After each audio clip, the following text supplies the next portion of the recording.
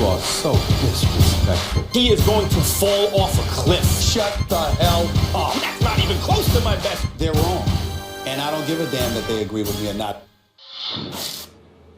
You know what it is? It's that time of the show where Stephen A. gives us some good word in the final take of the day. Stephen A., take us home.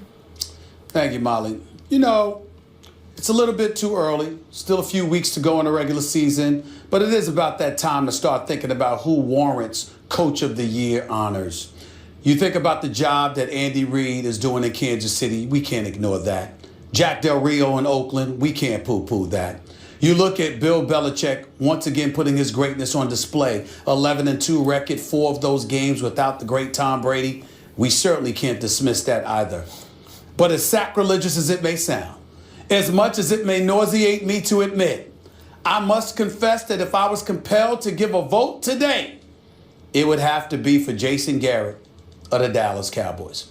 And by the way, it ain't just because of their 11-2 record, only 2 losses to the New York Giants to speak about. It's also because of the history of Jason Garrett. When this man got the job in 2010, taking over in Week 10, I was appalled by it, A, because I thought that Jerry Jones basically had set Wade Phillips up to fail. They struggled. He takes over in Week 10. He's already being paid as much as the head coach, which you know is a sign of things to come. Jason Garrett was the resident golden boy, the resident son of Jerry Jones. He goes 5-3 that year. But over the next 3 years, 8-8, 8-8, 8-8. Although it had me laughing, it also had me looking at Jason Garrett as somebody who simply wasn't getting the job done. Losing on a final regular season game to a divisional foe, a divisional foe each time.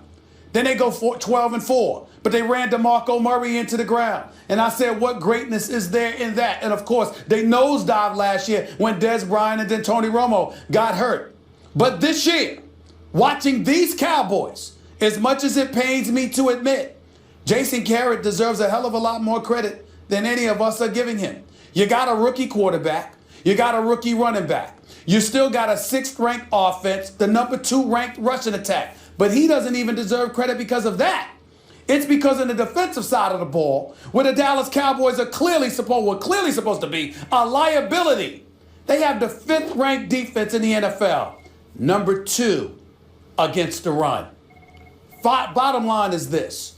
You got some talent on that defense. It ain't elite as the talent on the offensive side of the ball. But nevertheless, the Dallas Cowboys are getting it done, despite their dysfunctional environment with an owner who can't keep his mouth shut because he wants to be the coach, the GM, and everything else. Somehow, some way, Jason Garrett has worked through all of that. Major props. He's my coach of the year. I feel bad for Canelo because Canelo is not the ducking type.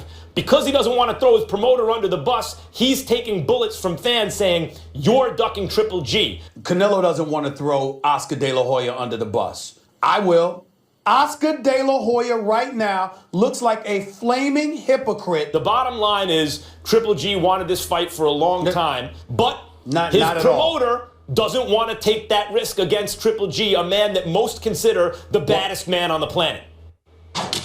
All right, so there's that. Our next guest is boxing royalty, winning 10 titles in 6 different weight classes, including the lineal championship in 3 weight classes. He's currently the CEO and chairman of Golden Boy Promotions, the first Mexican-American to own a national boxing promotional firm. We welcome Oscar De La Hoya to the show, who joins us ahead of Bernard Hopkins' final fight against Joe Smith Jr. at the Forum. Oscar, thank you so much for being with us. And good morning to you guys. Good morning. Stephen A., take it away. Now, Oscar, you know I love you. We'll get into why I got on you being a hypocrite about the Canelo Triple G, but you know I love you. We'll get to that just a little bit, but one of the biggest reasons, I got to do you some justice because, look, I'm personal friends with Bernard Hopkins. He and I go back almost 20 years. To me, I want you to talk about this fight, what it means to him, what it should mean to the rest of us, because he's fighting at age 50 for crying out loud. Right. I don't like it, but he wanted to do it. How do you feel about this, Oscar?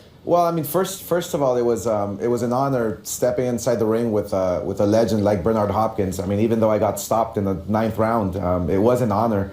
and promoting him, being a partner at Golden Boy Promotions. It really is a pleasure. But 51 years old, his opponent is half his age. He's a dangerous opponent, but I believe Hopkins can still do it because he takes care of himself. He's a real, true athlete. He's the epitome of what an athlete should be. He doesn't smoke, doesn't drink. He goes to sleep at 9 o'clock, wakes up at 6 a.m. He's working out every single day, so he can afford to be a fighter at this age. Oscar, I want to get to the Triple G Canelo stuff quickly. You as a fighter were promoted by Bob Arum brilliantly for much of your career, your professional career, and you were undefeated and you were making a ton of money. And my read about what happened with you is you were hearing fans talking about, well, Oscar's not fighting this guy and Oscar's not fighting that guy. And you wrestled control of your own career. And then Oscar, you fought everybody. You mentioned the Hopkins fight. He was a middleweight. You weren't a middleweight. You were the money man. You didn't need Hopkins to make money. You could have made money with anybody. You fought Bernard Hopkins. You fought Shane Mosley. You fought Felix Trinidad. You fought Ike Cortez. You fought everybody, Oscar, as a fighter. And now you're a promoter with a meal ticket like Canelo, as you were once a meal ticket for Bob Arum. Mm-hmm. And from where I'm sitting, it seems as though you are reluctant to risk your meal ticket in with a killer like Triple G. What say you to that? No reluctancy whatsoever. When I fought all those guys, I was already maybe 25, 26 years old. And guess what? Canelo is now 26 years old, and he's ready to take on the best. I mean, look, Canelo has to go up to 160. He just cannot fight the best fighter at 160, moving up from 154. Canelo is ready to fight Triple G in 2007 as long as Triple G signs the contract. That's it. That's all we're waiting for. So, look, but I'm Oscar, looking forward. Isn't that like a tried and true strategy in boxing? You can always put poison pills in a contract or offer a guy a deal that he ain't going to take, and then one side or the other, usually the ducking side, can say he didn't sign the deal? I have to disagree because it's a deal that is an incredible deal for both guys. So I'm being fair here. I'm being fair to the public. I'm being fair to the fans. This fight must happen in 2017, and it will happen, believe me. Okay. Well, Oscar, getting back to my hypocritical comment, I'm clearly not talking about Oscar De La Hoya, the fighter. I know how great you are. Major props to you, my brother. Major props to you. But I got to get on Oscar De La Hoya, the promoter here. Based on everything you just said, what the hell did you have Canelo Alvarez, Saul Canelo Alvarez, called Triple G into the ring after you knocked out Mr. Glassjaw and undersized himself, Amir Khan, last May 7th? If you knew that y'all weren't ready to rumble that fall, why in God's name have Triple G come into the ring and tease us all into believing that was what we were going to see next? What was up Steven, with that? I mean, that was out of my hands. Fighters sometimes, they're weird. That's the bottom line. And it was out of my hands. And look, but I'll tell you one thing. And this is. I mean, I can say this in the court of law. And this is the truth that in 2017. We want this fight to happen. Canelo wants it. I want it. The fans want it. And like I said, look. We're offering Triple G a fair contract, more than fair contract, an incredible contract, and we're hoping that September of 2017 this fight can happen. Well, Max, before you come back, let's see. Here's where I got some issues with what you're saying, Oscar, because Triple G obviously is a legit middleweight, and we know that Canelo's on the come up. Triple G's whole thing is that, I shouldn't have to lose weight, go from 160 to 155 or whatever the case may be. If this guy is walking around calling himself a middleweight champion, that's one point. And if Canelo is You never made catch weights, Oscar. You never made catch weights. You fought. But check it out, Max.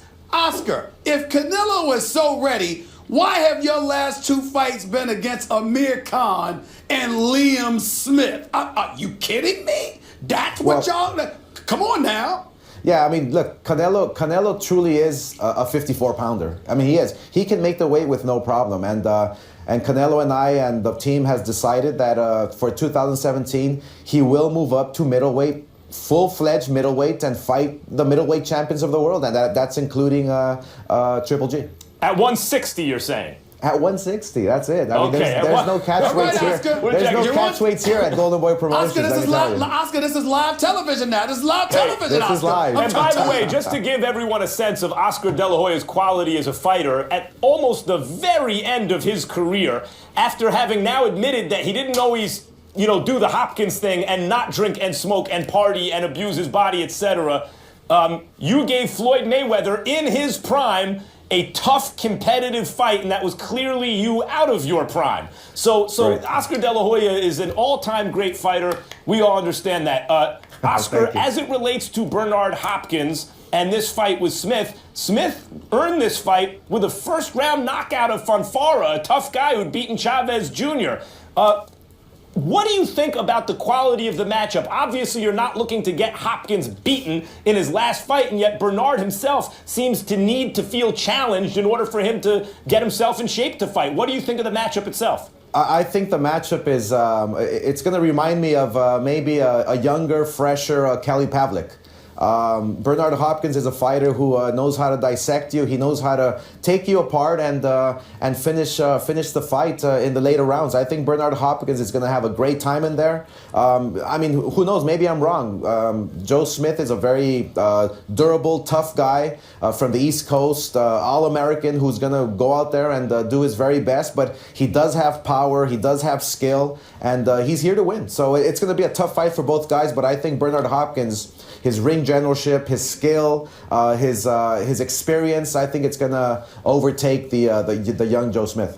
Well, I love that Kelly Pavlik analogy, Oscar, because I used to love Kelly Pavlik. As Right. I don't know what the hell has happened to him, but I will say this to you: are you going to encourage Bernard Hopkins to keep his word and make sure this is his last fight? Because I really don't like the fact that a 51-year-old dude, as great as I know my man Bernard Hopkins is, I don't like the idea that a 51-year-old dude is in with any kind of young lion in the sport of boxing. Are you going to encourage this man to retire to keep his word and make sure this is his last fight?